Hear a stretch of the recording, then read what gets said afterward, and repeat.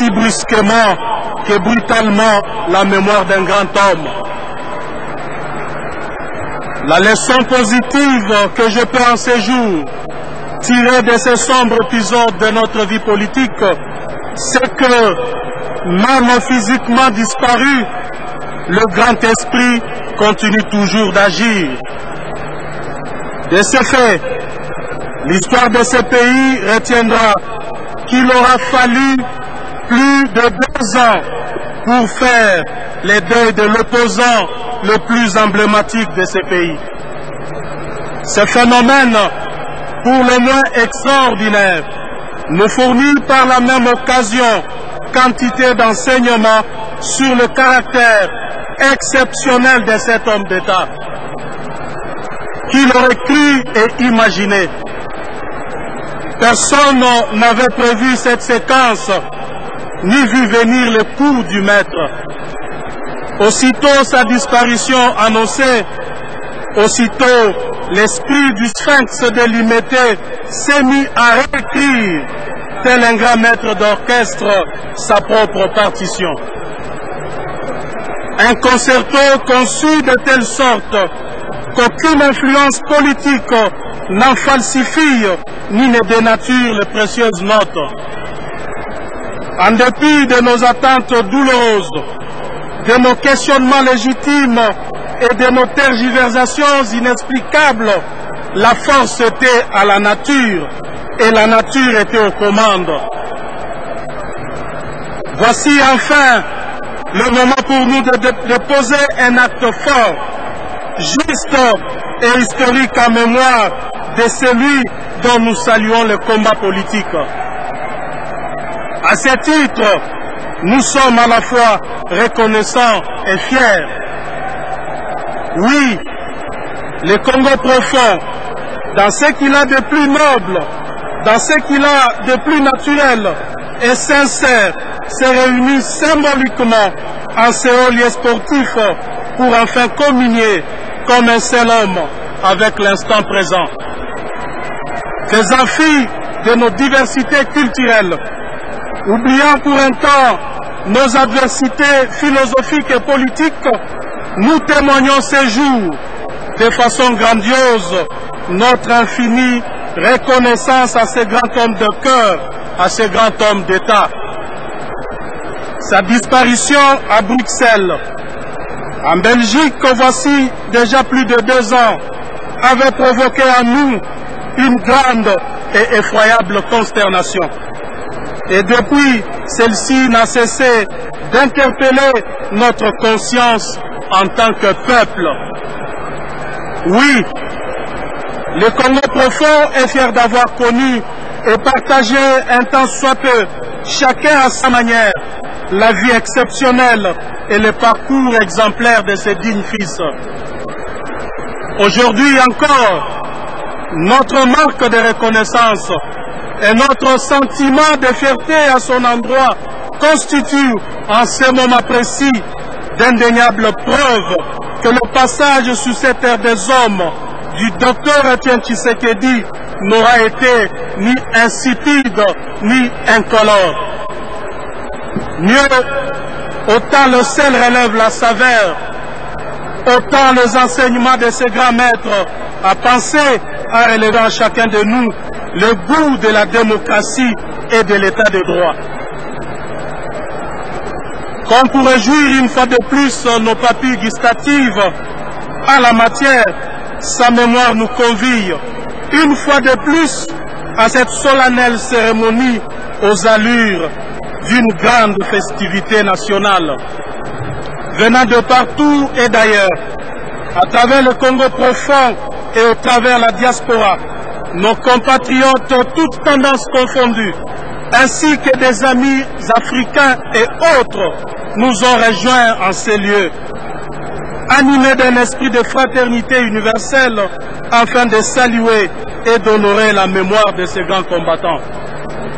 Et ces dignes fils et serviteurs de son pays, dont le combat et la pensée politique nous inspirent accomplis, et un immense honneur que je joins ma voix à celle de sa famille biologique pour vous exprimer ici notre profonde gratitude pour vos marques de sympathie. Face aux Congolais et devant vous, j'ai le cœur bien rempli de reconnaissance pour prononcer le mot que chacun pourrait dire à ma place avec hauteur et dignité qu'imposent pareilles circonstances. Je salue donc d'un mot et d'une seule phrase vous tous et toutes qui êtes rassemblés ici, ainsi que les représentants des pays partenaires, différentes personnalités et associations. Votre présence, aussi nombreuse que réconfortante en ces lieux, témoigne, à ne point douter, non seulement de l'importance de l'événement à vos yeux, mais aussi de votre compassion. Au nom de l'UDPS, notre parti, notre alma mater, que j'ai l'honneur de représenter ici, je vous remercie infiniment.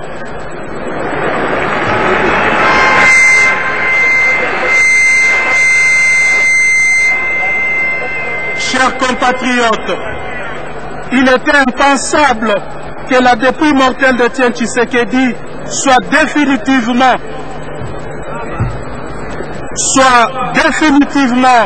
et indéfiniment contraint à un quelconque exil forcé.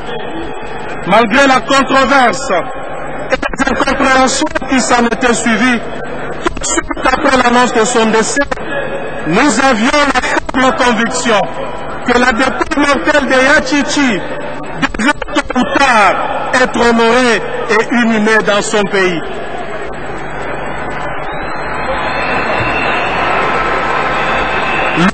De son vivant, même au plus fort d'une dictature impitoyable, n'avait jamais pensé, ne serait-ce qu'un seul instant, trouver refuge nulle part ailleurs que dans son pays. Parce qu'il était convaincu de la justesse et de la légitimité de son combat. Parce que ce combat était toute sa vie et qu'elle-ci n'avait de sens qu'à travers ce combat. Enfin, parce qu'il était de la trempe de ces héros qui ne se résignent pas à la moindre difficulté, mais qui, pour faire triompher la justice, sont pleinement disposés à en payer le prix, même le plus fort.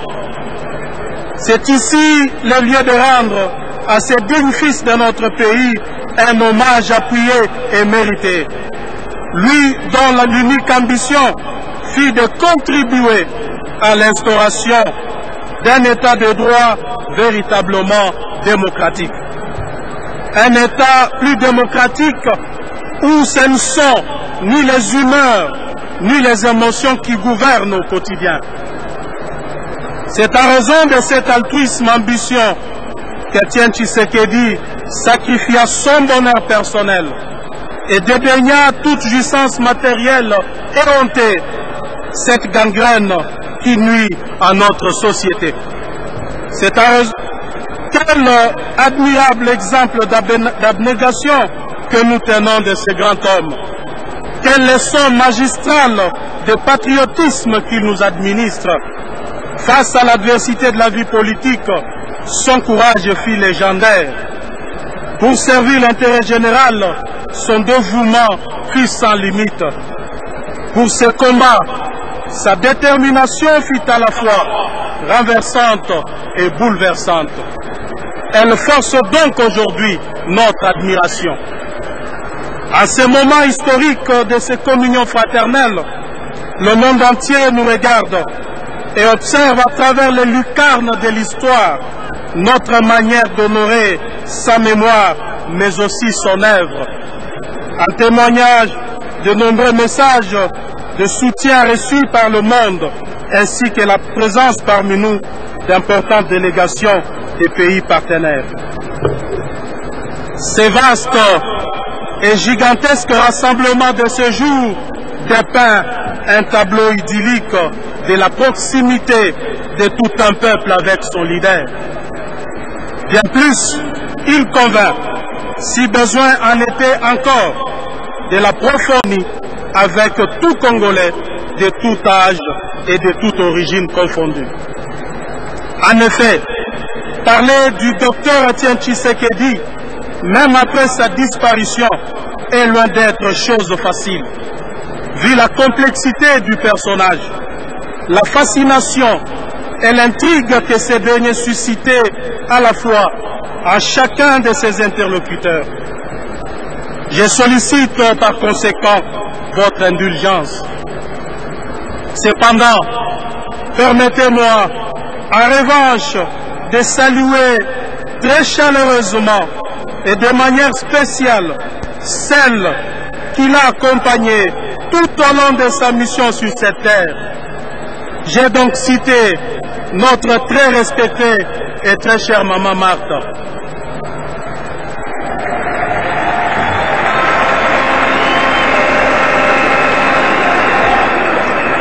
Qui d'autre mieux qu'elle peut prétendre trouver des mots justes pour décrire celui aux côtés de qui elle a des années durant joué un rôle remarquable et important. Aucun discours autre que les siens ne peut contenir ni décrire dans les règles de l'art le parcours exceptionnel de cet homme à la fois simple et difficile à cerner. Fidèle compagne de longues luttes, elle nous a longtemps habitués à admirer l'image d'un couple combattant de la liberté, l'image d'une grande complicité à toute épreuve, celle qui se raréfie dans notre contexte. Ensemble, ils ont en toute conscience fait le choix de vivre une vie de combat et de privation en tout genre. Non pas seulement pour leurs propres enfants, mais pour les enfants du Congo. Aujourd'hui, non seulement nous partageons sa douleur de veuve éplorée, mais nous sommes fiers d'elle. Qu'elle trouve ici l'expression de notre profonde gratitude et de notre déférence inconditionnelle. Mesdames et messieurs, combattantes et combattants de la liberté, chers compatriotes, c'est ici même dans ces lieux qu'Étienne Tshisekedi, revenant d'un périple héros-américain, défia publiquement pour la première fois le pouvoir de l'époque en convoquant une gigantesque manifestation populaire du jamais vu auparavant dans ce pays. Ce fut un moment non sans risque de sa consécration en tant qu'opposant à un système dictatorial impitoyable. Aujourd'hui, comme pour faire un clin d'œil à cette histoire récente de notre pays, le destin a voulu que la dépouille de ces dignes fils du Congo soit exposée en ces lieux, au milieu des Congolais venus de toutes parts pour rendre hommage à ces grands leaders dont le parcours n'a jamais été aussi simple. Un parcours du vrai combattant de la liberté. Un parcours semé d'embûches, mais, chose extraordinaire, un parcours voulu et assumé dans un contexte extrêmement difficile et risqué. Il fallait vivre à l'époque pour en comprendre la cruauté. Au point que même entre amis, se trouvant entre quatre murs, les Aïrois de l'époque avaient une paire bleue pour citer un nom, celui d'un homme, de surcroît immortel comme eux. Dans cette atmosphère de terreur, combinée d'un silence complice, il lui fallut le courage d'un groupe d'hommes, députés nationaux de leur État, pour enfin oser porter un regard critique sur la société zaïroise de l'époque et sur son régime politique. Oser prendre le contre-pied d'un mensonge institutionnalisé et embelli d'un mythe entretenu par la violence et à coup de récompenses matérielles. Aussi, les 13 parlementaires rompirent-ils les silences complices par le biais d'un mémorandum de 52 pages dans lequel tous les travers d'un régime autocratique, un seul caractère, une seule personnalité sortait du lot. J'ai cité Étienne Tshisekedi Wamulumba. Une intelligence vive et fine s'est dégagée de ces tribuns et qui en imposait naturellement et indubitablement. L'expérience politique de cet homme, que l'exercice du pouvoir a rendu à la fois discret et taciturne, n'est pas à plus d'un titre sans intérêt scientifique, loin s'en faut. Parce qu'il fut également un scientifique et un intellectuel de haute facture. En effet, au lendemain de l'indépendance, il donna ses lettres de noblesse à une prestigieuse institution de la République dont la principale mission pour faire face à la carence fut de former l'élite de notre appareil judiciaire et de notre administration. J'ai nommé ENDA, École nationale des droits et d'administration. Un homme de caractère brillant qui a vu le jour un certain 14 décembre 1932 à Loulouabou et dont le parcours laisse à la fois dubitatif et admiratif. Rare, un destin ne s'est autant conjugué avec l'histoire d'un peuple et de toute une nation. À ces secrets,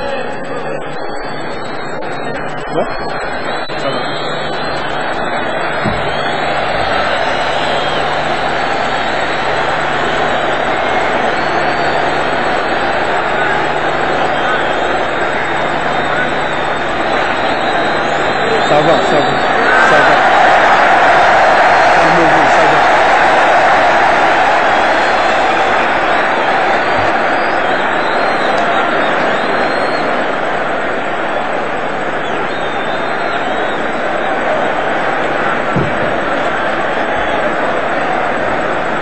À chaque tournant décisif de l'histoire politique de notre pays,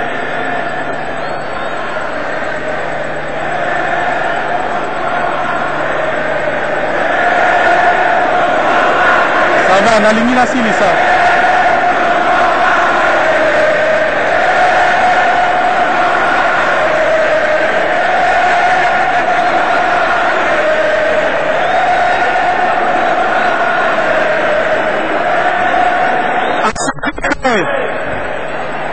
Il ne ménagea aucun effort, de sorte qu'au 31 décembre de la même année, les accords dits de la Saint-Sylvestre furent signés, salués aussi bien par le peuple congolais dans son ensemble que par la communauté internationale. Ceux-ci ont eu pour avantage d'éviter le chaos qui se profilait déjà à l'horizon. À chaque tournant décisif de l'histoire politique de notre pays, les Congolais ont aussi compté sur lui. Quand on leur posait la question de savoir pourquoi, toute génération confondue répondait qu'à travers son courage, sa probité morale, sa clairvoyance et sa détermination, elle entrevoyait en filigrane une lueur d'espoir pour notre pays. Il était l'incarnation de notre liberté d'expression, la cristallisation de notre état de droit et les remparts de notre démocratie. Trop souvent, les faits lui ont toujours donné raison, tel un prophète incompris de son époque. Sans nul doute, a-t-il contribué de manière significative à façonner la conscience politique congolaise et à démontrer à ses compatriotes qu'aucune dérive dictatoriale ne pouvait indéfiniment prendre en otage les aspirations et la liberté de tout un peuple. Mais également, il nous a enseigné par sa vie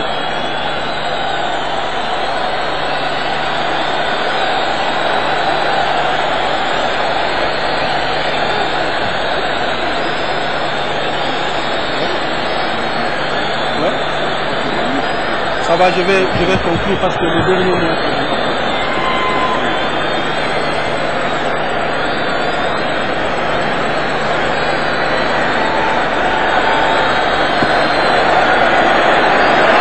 Ça va, je vais conclure maintenant. Calmez-vous. Si parmi nous, une multitude de disciples prêts à relever le grand défi qui nous attend. Ainsi, Du haut de cette tribune, permettez-moi de proclamer Urbi et Urbi, Etienne Tshisekedi Wamulumba, grand esprit de la République. Je ne peux conclure mon propos de ce jour sans toutefois que je m'adresse personnellement et de façon particulière à cette grande icône qui m'a, dans un contexte politique assez délicat, fait confiance et confié la lourde charge de préparer notre parti UDPS à la conquête du pouvoir, alors que j'étais jeune et imparfait inconnu dans l'establishment politique de Kinshasa. J'ai personnellement été honoré de cette confiance et je tiens à te renouveler, cher maître, toute ma reconnaissance posthume. Ton retour au pays, après plus de 2 ans d'absence, représente à mes yeux un triomphe dans le cœur des Congolais. C'est à la fois un honneur et une fierté de te voir faire une remarquable entrée au panthéon politique. Jamais je n'oublierai ces moments, ni ce que tu as physiquement consenti pour la lutte parmi et avec nous, et qui au demeurant constitue mon fil conducteur. Tout en effet accompli ce qu'il fallait au moment qu'il fallait. Je t'en serai toujours reconnaissant. Merci.